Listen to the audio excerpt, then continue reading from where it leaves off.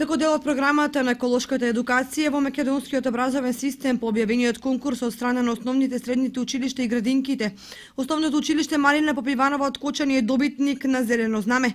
Комисијата првично се водеше согласно наведените услови во конкурсот, а потоа согласно наведените критериуми за наградување за секое ниво оделно, односно за зелено знаме, сребрено и бронзено ниво.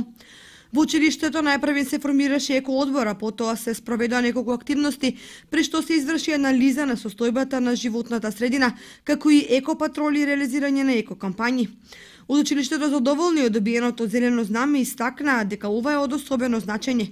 Основното училиште во текот на денешниот ден доби известување дека е во 21-то основно училиште од Република Македонија кој е добитник на зелено знаме по објавениот конкурс. Конкурсот значеше исполнување на сите предвидени точки кои значат во проектот за еколошка интеграција во македонскиот образовен систем.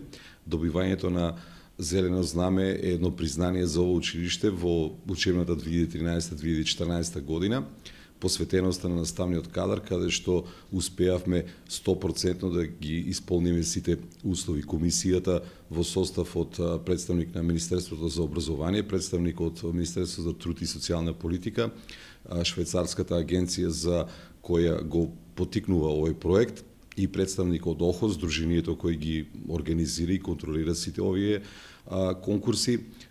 Нашето училиште е изберено за учебната 2013-2014 да е добитник на зелено знаме. Официјалното доделување на зелените знамења и сертификатите за соодветниот статус традиционално ќе биде реализирано на 5-тиот поред Еко Самит.